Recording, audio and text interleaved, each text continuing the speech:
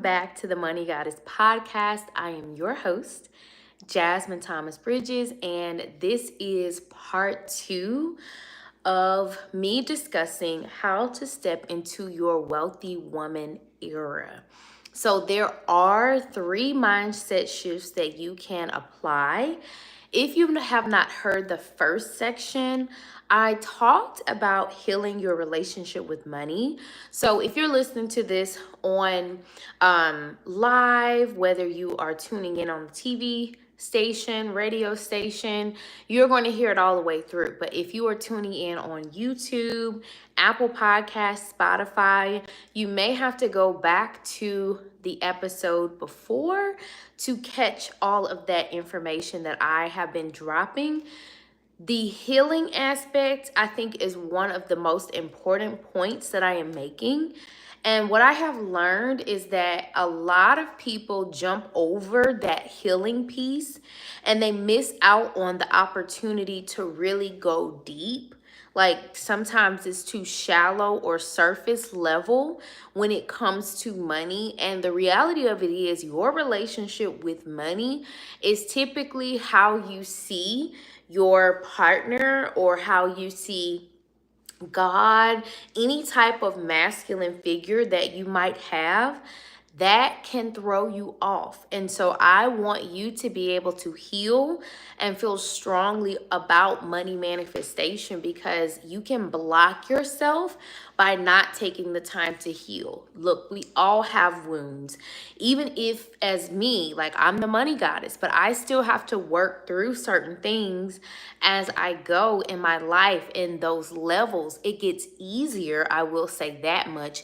It's much easier than when I started this work in 2017, because it required so much over time. And now it's like, okay, if I see something happen, I know how to quickly unblock myself, and also those who are in my Money Honey course. If you want to check that out, you can go to shesworthy.org. So now we're going to get into the second piece of those mindset shifts to really get the abundance that you deserve. Here we go. I want you to decide how you will spend money. What I have found is that people struggle with just spending money alone. It's either you don't want to spend it, you want to hold on to everything you've got, or you literally let money just fly out of your pocket even when you just get it. So I want you to be intentional about your spending. Hello, welcome everyone. So happy to have you all. We are digging into our second mindset shift, deciding how you will spend money. Thank you so much for the love. So I want you to get exactly what you want with your money with no regrets.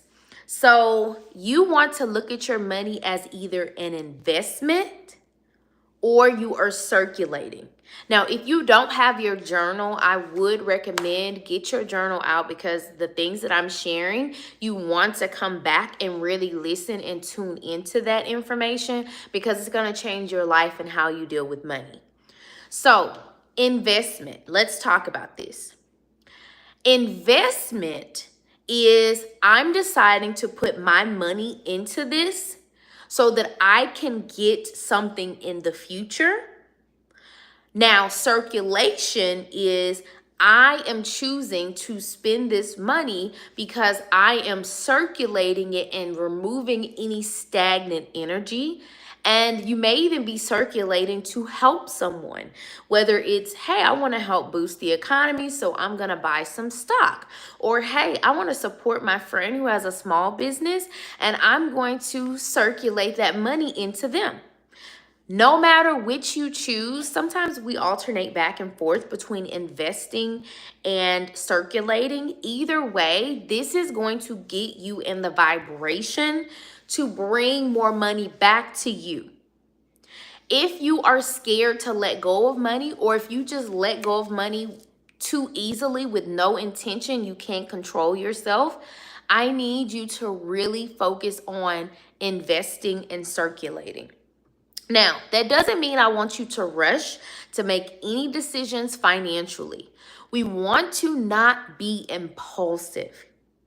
Impulsive spending, like for example, if you're stressed and you just like to go shop to let go of your stress, that's not a great habit to have. Find other coping mechanisms. Now, this is getting deep because people think, oh, I'm up all night and I'm just shopping, or oh, I just bought this, I don't need it. That is a problem. If we are constantly buying things with no intention, that is going to lead to poor money habits and an overall mindset. So when you decide to purchase something, let's say you know for a fact that you need a new computer. Now, you may be hesitant because it's like, oh, I have to come up with, hundreds, and some computers even cost thousands, right? So you may be a little reluctant, but then you want to think about, how much will this cost? And is this an investment or am I circulating? Well, if I invest, I'm going to trust that I'll get a return. So even for myself, I have just recently bought a new computer for myself as a gift for Mother's Day and my birthday this month. And I know that when I was doing that, I had to make sure I was intentional. And I knew without a doubt that I would get a return. And a return doesn't always mean finances. It could also be a lesson learned in that investment. But I have invested in a computer previous times, and every time I invest in that, I always get a return. I do a lot of my work online. So I need to have access to computers that work efficiently. And I always get a beautiful case, like when I have my laptops, that matches my vibe. I'm able to use this computer to make a lot more money. So that's an investment for me, okay? Now, let's say if I'm supporting others, right? That circulation means, number one, I'm generous. When you are generous with money and you give from the heart, that takes away the sting and the stagnant energy. So some people have a stagnant energy where they keep everything they have and they never let go. When you're not circulating, how is anything going to come back to you? It typically doesn't. Even in the Bible, it says it is better to give than to receive. Now, let's be clear. He didn't say that we should be giving to people that don't give to us.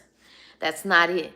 The focus is on the feeling of giving cheerfully and giving with an open heart. That doesn't mean we force ourselves to give, or, we're put in situations where we are feeling guilty if we don't give, right? Because that's not fair. That's not the vibration of God. God doesn't want us to be in those situations. But I know when I give, for example, every time I take my son to the park, sometimes, well, in some cases when I take him, there is an ice cream truck, and I know like all the kids line up. And I usually have like a 20 that I use, and I get my sons, and then I give the rest to those kids behind me. And it feels so good when they're like, free ice cream. Like that feels good to me. It feels good to circulate that money knowing you are helping others. Welcome those of you who have just come in. So happy to have you. We are wrapping up the second part in our money mindset shifts of deciding how we will spend money. So definitely feel free to hit the thumbs up if you're watching here on YouTube, so you can always go back to the beginning to catch all of that. So I'm going to go into our third part, you guys. Okay, so again, the first part was about healing your relationship with money. Secondly, I want you to decide how you're going to spend money, because you will be spending money for the rest of your life. You cannot get out of that, okay? Our world is basically created money as a paper value, and we want to get really good at spending it so that we can raise our frequency. The better our frequency is, the better opportunities that will come our way to make money. Now, here's the third one. I want you to open yourself to multiple streams of income. Let me say that again. Multiple streams of income. Now, I have heard, of course, that the average millionaire has 7 streams of income, but that was not always the case, okay? Let's be clear. If you only have 1 stream of income, great. You're doing good. Maybe try adding 1 more, right? We don't want to bring ourselves down to constantly trying to create streams that are not sustainable. And that is what I have learned in people's journeys, and even my own. When you're constantly trying to create all of these streams, it can get overwhelming, especially if you have to work those streams yourselves. Whether you choose to have an active or passive income style. So I have active income, but I'm also the passive income queen. Okay. So I have been fortunate enough over the past, this will be, I think, nine years in entrepreneurship, where I have been able to have 30 plus streams of income. Now, let me be clear with you. My streams of income are not all streams that I have to actually work and clock in. All of those streams don't bring in hundreds of thousands of dollars, right? Some streams might bring in $40, $50 a year.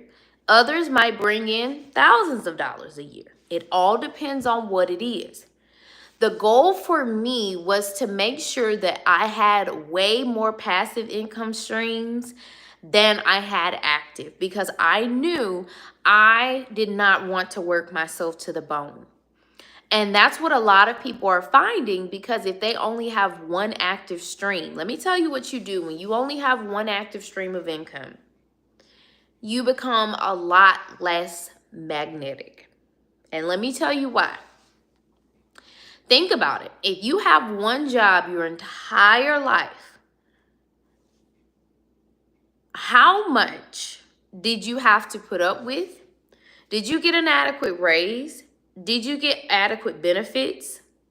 Were you treated well? Were you respected? In most workplaces where you have 1 job for the rest of your life, you do not get everything you deserve.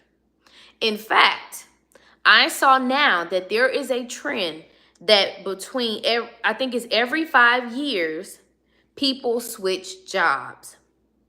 Now that can be overwhelming and that can be a lot, because some people may be going into a new field, or they may be moving up the corporate ladder, or whatever that looks like. But the reason why I'm saying this is because 1 stream of income cannot sustain you, even if it is an amazing stream of income. You need to think about having other income streams, okay? You don't have to have 20,000, even if it's just, hey, I have 2. I work full time and I do YouTube on the side, okay? None of this has to be your full time. This is what I do every day, all day. But you want to diversify. Now, I want to share with you guys, I do have a Position to Prosper 8-part masterclass series.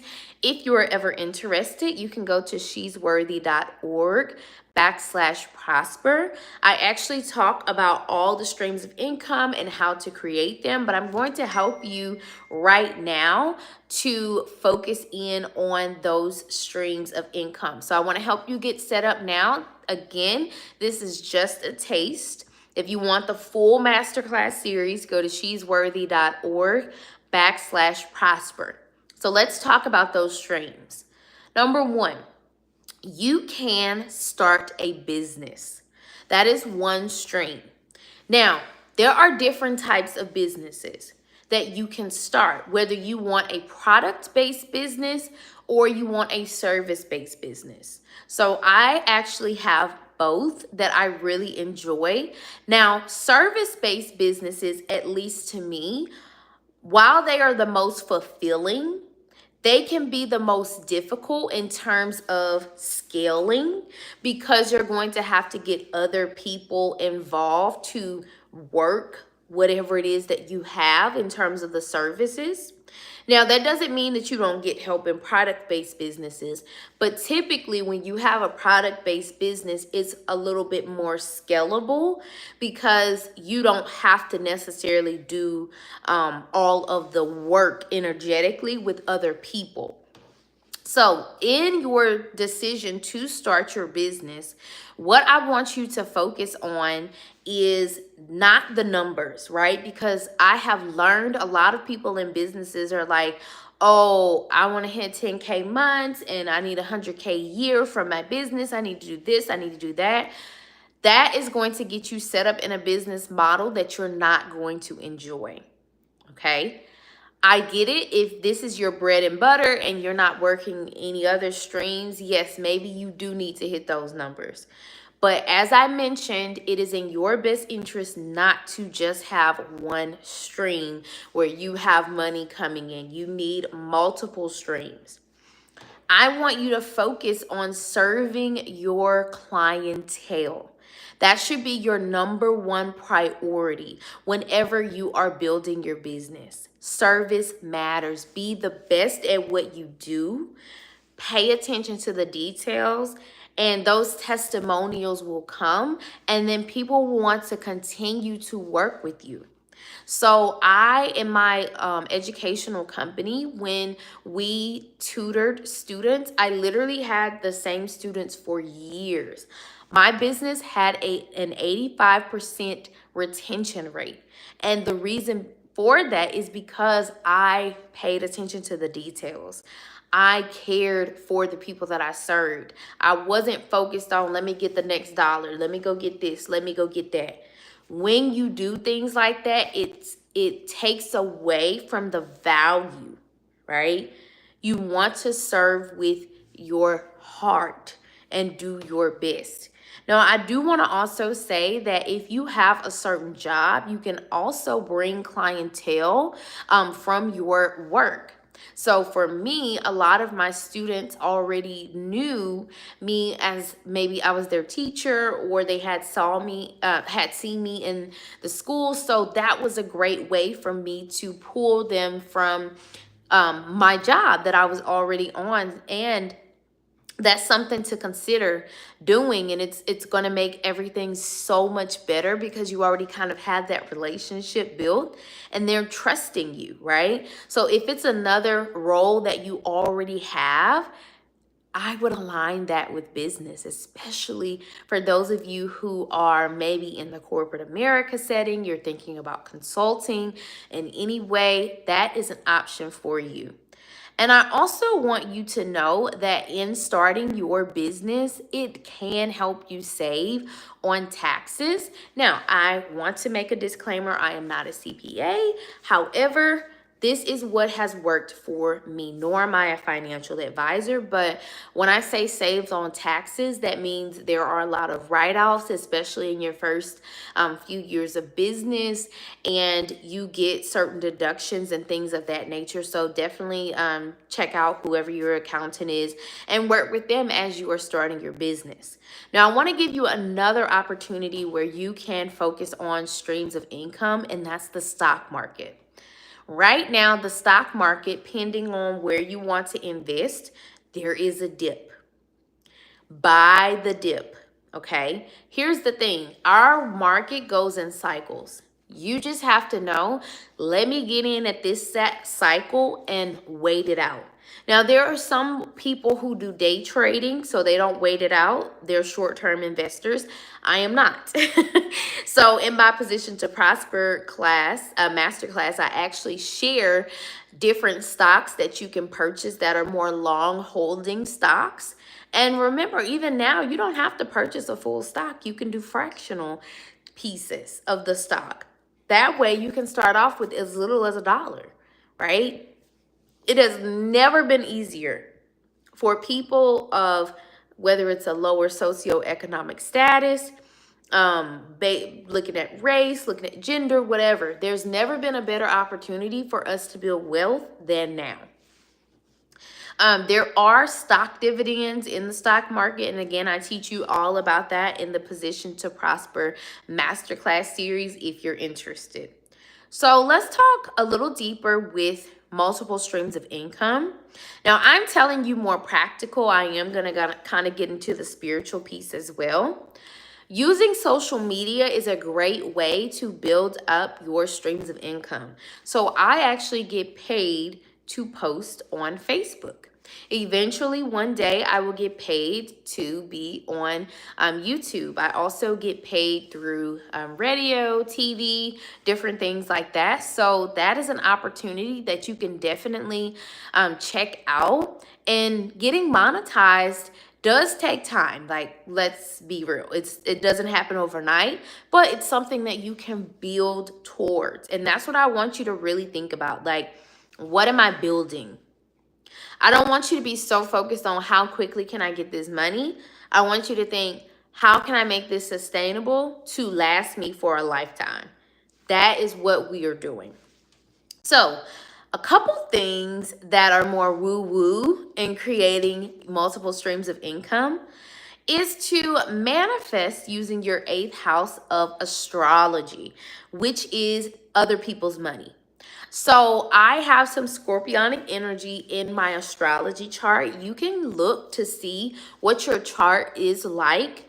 You can go to CoStar and type in your information, and you can see like what houses you have, what your astrological information is. But everyone can use certain energy. So scorpionic energy is all about inheritance, taboo subjects, transformation. See if you have any of those placements. And I will tell you, like, this is almost like a testimonial. So every time I want to manifest something, it always usually happens. I would say about 80% of the time it happens through my spouse. It's very easy for me to manifest through him because I have no resistance. And that's the manifestation that you want to use the most. Where you have the least resistance, that's where you can use that 8th house energy. So another example is, let's say you have an inheritance, right? Someone in your family randomly passes away and they just send you a buttload of money. And you have no resistance. You don't even know this person. So you're not worried about it. You're not scared to manifest it. It just comes to you. So that's the 8th house energy. And in that same breath, you can call random checks in the mail. You guys, people still send checks in the mail. I always get bank deposits. Even some of my bank deposits are like settlements from like products I've used. I mean, I believe it was last month. I received a $10 check from, I believe it was insurance. They said that like we overpaid. You guys, that's amazing. I use that energy all the time. And I mean, I've even manifested upwards to $13,000 in a check.